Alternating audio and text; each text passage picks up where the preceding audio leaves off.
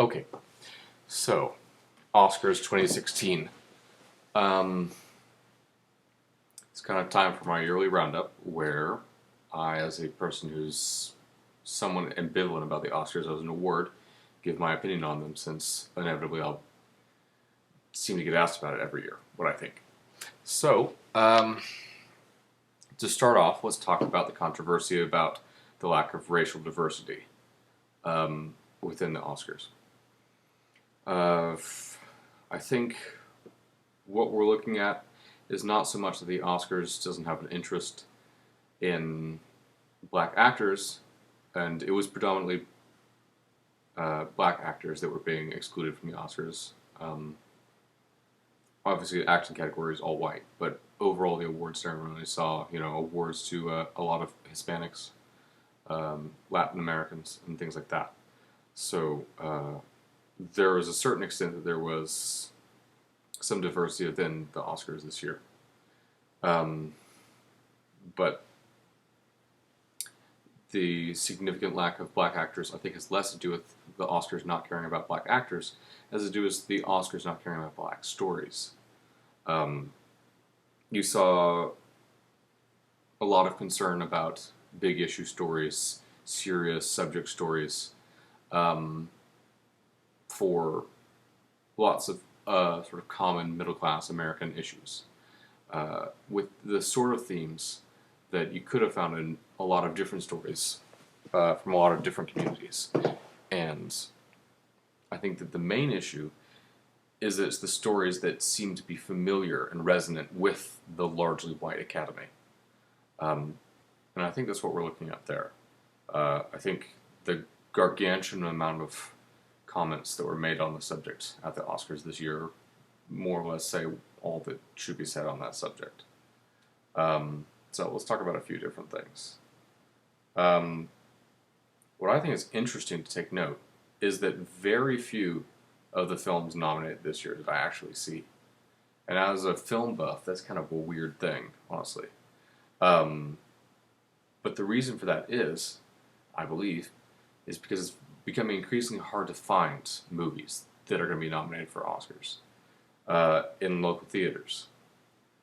Film taste is shifting so far towards a kind of mediocre mainstream media that just to go see a film that's likely to be nominated for Best Picture takes legwork on your part. And with the busy year that I had in 2015, I wasn't able to make it out, driving 45 minutes to go see a film on a screen far away. So regrettably, actually, I didn't see a lot of them just because the availability was so low for me. Which is, I think, kind of interesting. I do like the fact that the Oscars is starting to shift towards actually addressing art film and sort of intelligent filmmaking. Since there's more than enough years in which the Oscar picks the middle road with the artful, widely accessible film like The King's Speech, good movie, fine movie, not the Critics' Choice, and not the audience choice either for Best Picture, but that's kind of that safe Oscar zone. It's a period film, has a simple and easy to understand theme, and it has some likable, well-known key British actors, which always helps your Oscar chances to have a charming British lead. So let's look at some of the awards here. Best Original Screenplay, which matched up with Best Picture, pretty common occurrence. Interestingly, I've never even heard of Spotlight, and I'm not sure how I missed out on this one. It seems to have gotten a lot of press, apparently. That maybe goes in that same category of both the Oscars becoming more comfortable with lesser-known films, which is nice, but also the fact that seeing a film like this is becoming harder and harder. Best Adapted Screenplay for The Big Short. Maybe it's just me, but I kind of like seeing Adam McKay and company becoming part of sort of this serious Oscar film community. Best Supporting Actress for a Tom Hooper film. Again, very much in the safe category. big button theme issues, period drama, well-known actors and actresses. Tom Hooper being the ultimate sort of safe Oscar choice director. All his movies fall into that category.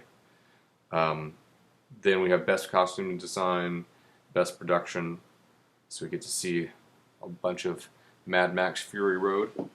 Um, and we saw Mad Max Fury Road pop up a lot during the first half of the night with all those sort of technical awards. The really cool ones that ultimately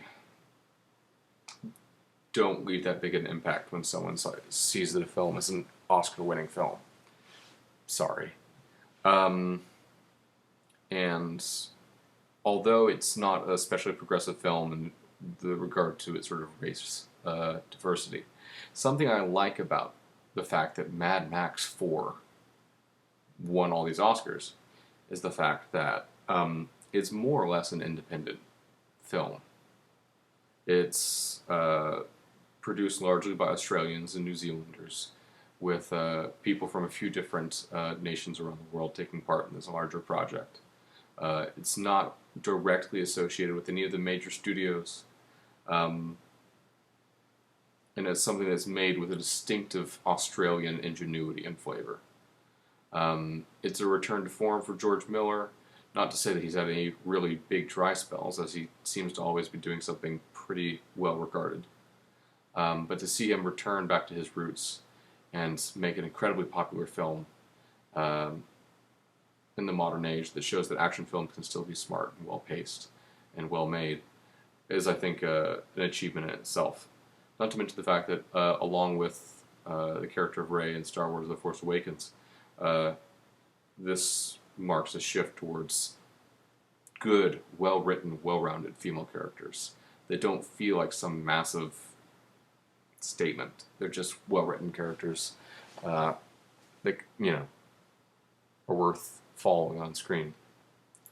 Best cinematography, very little surprise that goes to The Revenant. Second year in a row that the team of Mexican visionary geniuses takes that prize, and probably deservedly so. The Revenant probably deserves it more even than Birdman did, because Birdman was a bit of a gimmick. The Revenant's more just a sort of astounding composition. It is always a shame to see some of those great DOPs not get the award, people that have really defined the art form. But it is good to see people that are really trying new things to win the award, especially multiple years in a row. Be rewarded for good work, regardless of whether or not it seems like it was redundant to do it again. Best visual effects. This was a real surprise. The recipient of the award said it was a surprise, and he's right. Ex Machina was a micro-budget science fiction film. Got great reviews, really well made, proportional ambition. Science fiction film. Again, like my comments about Mad Max Fury Road, the nice thing about this is that it's, putting up against competition against ILM, a lot of really big tentpole size movies with amazing special effects, which are natural shoe-ins for this kind of category. But on the other hand, this is something on a much smaller scale with a much more concentrated crew and a much smaller budget, and that's great. Bear Story, something I haven't seen, but having seen the little clips at the Oscars, I hope to seek it out and see it. I think it looks absolutely delightful. First ever Oscar win by Chileans, and I really liked the little handshake with Matt Damon. Matt Damon's really good at convincing you that he's a genuinely super nice guy. Maybe he is. I really hope so. That'd be nice. One of the highlights of the night was definitely Buzz and Woody mentioning the fact that it's been 20 years since they first graced our screens, only to announce the fact that our Pixar's very own Pete Docter winning Best Animated Feature. Pete Docter is actually, I would say, my favorite of the artful people at Pixar. His work on Monsters Incorporated and Up is some of the most beautiful things that have ever been committed to animated films. And I was absolutely thrilled to see the Inside Out win Best Animated Feature because it was a genius, brilliant film. One of my favorites from 2015, and one of the films I actually saw tonight. Best Supporting Actor, Mark Rylance. This came as a surprise to a lot of people. To me, it was a bit of a surprise he was nominated, but I was actually thrilled. Mark Rylance is an incredibly gifted performer, having seen him in some of the BBC productions, Wolf Hall, things like that, and also being somewhat familiar with his work as a Shakespearean actor. Actually, he was the first creative director of the rebuilt Globe Theatre in London, and has a long sort of heritage of protecting great great theater and great storytelling. So I think to have that as a item in his chest of treasures is excellent. I'm glad to see that. I think that one of my favorite parts of the night has to be Louis C.K.'s speech about the documentary short.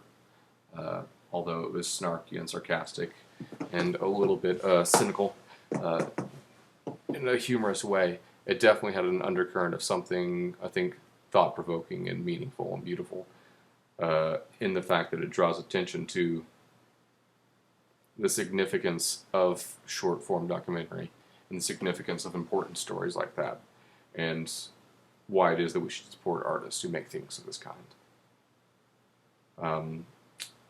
The Amy Winehouse documentary won Best Documentary. It looked like it was up against some stout competition for some really serious subjects, and although I think it's good for them to make a really beautiful, well-made documentary about Amy Winehouse, it does seems a little trivial compared to some of the other subjects. Not to say that a downward spiral of sad tragedy of an individual who ultimately loses their life is super lighthearted or not worthwhile subject, but it's a little bit of a stretch to say that it can be as important as human trafficking. Best live action short film. I don't know a thing about it. Son of Saul. I remember seeing a lot of hype about that, but I never really sought it out. I guess I need to now. I should point out, without doubt, one of my favorite moments of the